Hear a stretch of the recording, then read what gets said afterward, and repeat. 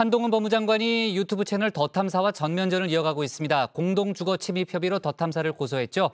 경찰은 한 장관과 가족에 대한 신변 보호 조치를 취했는데 스마트워치를 지급할 가능성도 있다고 합니다. 또 유시민 작가는 최근 박지원 전 비대위원장을 비판하는 등 여러 가지 정치 현안에 대해서 목소리를 높이고 있는데요. 두 사람의 이야기를 박준호 막거가 주우민에서 정리했습니다. 여야의 대립이 날이 갈수록 격화하고 있죠. 이 와중에 양 진영에서 각각 부상하고 있는 요주의 인물들이 있는데요. 개인적으로는 악연으로 얽힌 두 사람입니다. 조국 수사가 시작됐을 때 유시민 씨가 갑자기 제가 자기 계좌 추적을 했다는 황당한 거짓말을 하기 시작했습니다. 한동훈 장관에게 개인적으로 사과할 마음이 있으십니까? 한동훈 씨가 저한테 사과를 먼저 해야죠. 네, 명예훼손건으로 법적 다툼을 벌이고 있는 이들인데요. 이 한동훈 법무부 장관과 유시민 전 노무현 재단 이사장입니다. 이 둘 모두 독설가란 공통점이 있죠. 특히 한 장관은 거침없는 입담으로 여권에서 가장 주목받는 스피커로 떠올랐는데요. 먼저 한 장관부터 차례대로 주민해 보겠습니다. 청담동 술자리 거짓 선동이라든가 피해자 명단의 무단 공개, 그리고 법무부 장관 차량의 불법 미행, 그리고 법무부 장관 자택의 주거 침해, 이런 것들은 주류 정치인들이 직접 나서서 하기 어려운 불법들이죠. 청담동 심야 술자리 의혹을 제기했던 유튜브 채널 더 탐사. 지난 27일 한 장관의 자택을 직접 찾았죠. 명목상 취재라고는 했지만 실제로는 압수수색이 컨셉이었는데요. 이렇게 일요일 날 그 경찰 수사관들이 갑자기 기습적으로 압수수색을 했던 그 기자들의 마음이 어떤 건지를 한번 한동훈 장관도 좀 공감을 좀 해보라고 하는 차원에서 저희가 한번 취재를 한번 좀 해볼까 하는데.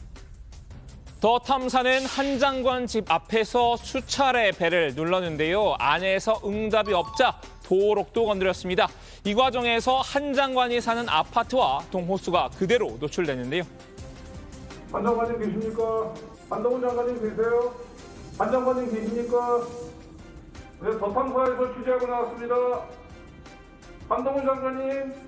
없는 거예요? 지금 보내서 집에 없나 보다. 한동훈 장관님.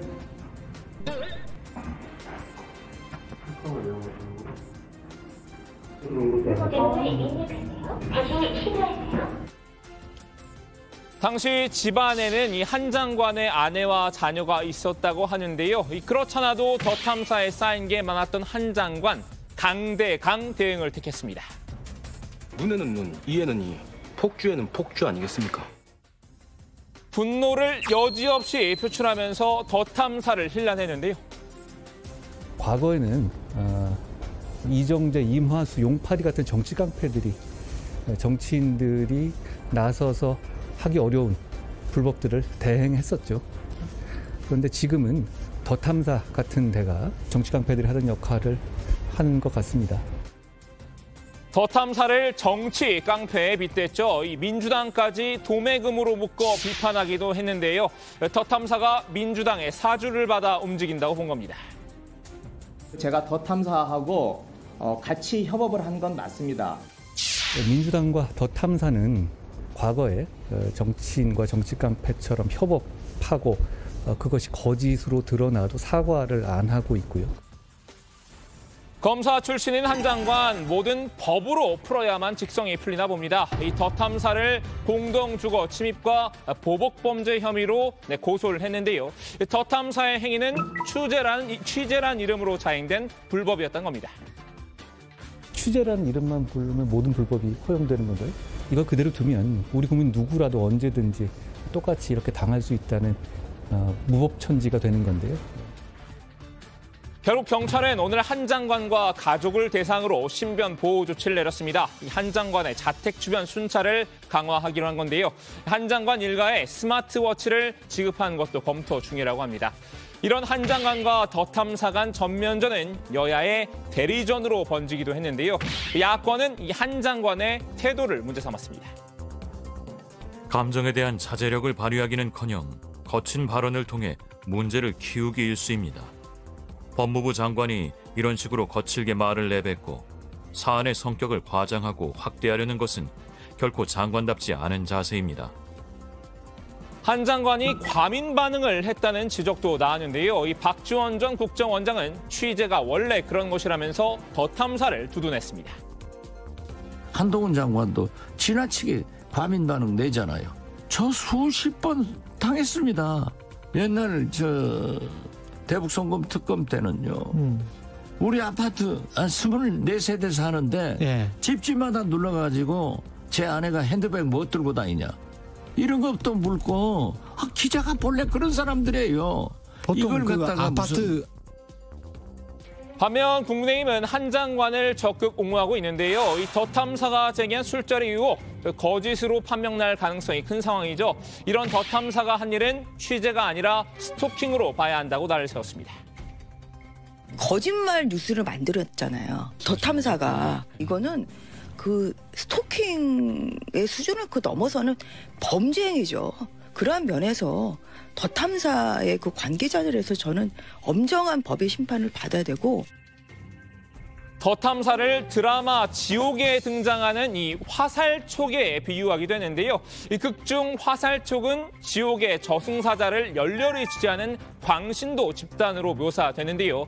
인터넷 방송을 통해서 이 지옥행을 고집하는 사람들의 신상을 공개하고 직접 위협을 가한 등 극단적인 행동을 일삼죠. 자, 이전에 경찰이 해야 되는 일이 뭐겠습니까? 주명은 이 죄인의 죄가 뭔지를 밝혀서 어떤 누구도 지나가는 개미 한 마리까지도 신의 두 눈을 피할 수가 없다라는 사실을 알려야죠. 김용태 전 최고위원은 이 선동을 벌인다는 점에서 더 탐사가 화살촉과 비슷하다고 꼬집었습니다. 인터넷 방송을 기반으로 한 이 화살촉들이 막 선동해가지고 이런 인민 재판을 해서 사람의 목숨을 뺏는 그러한 것들이 있었는데 좀 극단적으로 예를 비교하면 더 탐사가 지금 그러한 역할을 지금 하는 거 아닌가? 화살촉, 화살촉, 화살촉. 민주당 내부에서도 회의적인 목소리가 나왔는데요. 더 탐사가 선을 넘었다고 인정했습니다. 사실 이쯤 되면 이제 언론이라는 단어를 붙이기가 굉장히 민망해진 수준이라고 볼 수 있겠습니다. 뭐 목적을 다 떠나서 이거는 취재 행위라고 볼 수가 없죠. 선을 넘었다, 금도를 넘었다라고 생각합니다. 한 장관이 이렇게 목소리를 키우자 야권에서도 대항마가 필요했나 봅니다. 유시민 전 노무현 재단 이사장 다시 빅마우스로 복귀할 채비 중인데요. 저는 제가 부끄러워해야 될 잘못이 있고 한동훈 씨도 본인이 부끄러워해야 될 잘못이 있어요. 최근 언론 인터뷰에서 윤석열 정부를 맹비난한 것을 시작으로 슬슬 몸을 푸는 분위기입니다. 그러니까 저는 모든 문제가 대통령에게서 비롯된 것이 아닌가. 저는 아예 일을 안 한다고 봐요. 아예 대통령실 전체가 별 일을 안 하고 있다. 그냥 정적을 숙청하고 그 야당을 괴롭히고 이런 일만 하고 있는 거라고 봐요. 노무현 재단 유튜브 채널인 이 알릴레오 북스에서 그 민주당 이재명 대표와 티키타카를 선보이기도 했는데요. 근데 그게 제가 참 현실적으로 좀 황당무계한 상황을 제가 지금 당면하고 있는데요. 지금 법사위를 넘기가 모든 법은 법사위를 넘어야 되는데 법사위를 넘는 게 거의 불가능한 상태. 법사위원장을 뭐하러 줘요? 국회가 정상 안 되면 정부가 힘들지 뭐 야당이 힘든 게 뭐 있다고 그걸 줘. 어제는 본격적으로 민주당 엑스맨 색출 작업을 벌였습니다. 이 이태원 참사 희생자 명단을 유족 동의 없이 공개해서 논란이 된 매체인 민들레에 글을 올렸죠.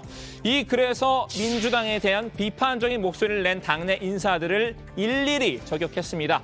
박지원 전 비대위원장과 이른바 이 소신파로 분류되는 조금박해가 타깃이었는데요. 유 전 이사장은 이들이 이 언론 유명세를 타기 위해 일부러 민주당을 깎아내린다고 꼬집었습니다. 그런 의미의 마이크 파워를 키우는 게 내 목표라고 하자 나는 그 목표를 손쉽게 이루는 방법을 안다. 문재인과 이재명과 민주당에 해가 될 말을 하는 것이다. 말만 하면 된다. 나머지는 언론이 알아서 다 해준다. 언론의 보도 행태도 문제 삼았는데요. 이들이 근거가 없는 말을 해도 언론이 이제 쓴소리와 소신, 용기 같은 멋진 말로 포장해준다고 반발했습니다. 특히 당대표 경선에서 이재명 대표와 맞붙은 박용진 의원에게는 자성을 촉구했습니다. 쓴소리 전문 소신파로 대선 후보 경선과 당대표 선거에 나가서 참혹한 수준의 득표를 했다. 시끄럽게 한다고 해서 마이크 파워가 생기는 게 아님을 이젠 알 때가 되었지 않았는가. 반면 박용진 의원은 이 유 전 이사장 말대로 해서 과연 당이 잘 됐는지부터 돌아보라고 발끈했는데요. 그분의 관점과 표현에 대해서 이제 뭐 관심을 끄는 지가 꽤 됐기 때문에 그렇긴 한데 아마 조국 사태와 그 이후에 있었던 여러 가지 포인트마다 저하고 그분하고 의견이 다 달랐을 거예요. 그리고 그분이 주장한 대로 사태가 흘러왔을 거예요, 지금까지. 그래서 당이 잘 됐나 생각해 볼 필요가 있고요. 본인도 이 쓴소리가 좋아서 하는 건 아니라고 했죠. 당을 사랑하는 마음에서 충언을 한 것이라고 반박했는데요. 제3자인 시대전환 조정훈 의원은 이 박 의원의 손을 들어줬습니다. 만약에 노무현 전 대통령이 살아계셨으면 유시민 전 장관의 이런 발언을 두고 뭐라고 하셨을까?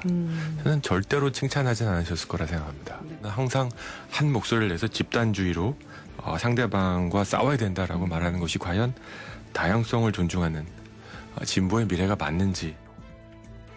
자, 오늘은 독설로 이목을 끌고 있는 이 양진영의 헤비 스피커 2명을 살펴봤습니다. 이 두 사람의 강경 발언은 앞으로 계속될 것으로 보이는데요. 오늘 주민 한마디는 이렇게 정리하겠습니다.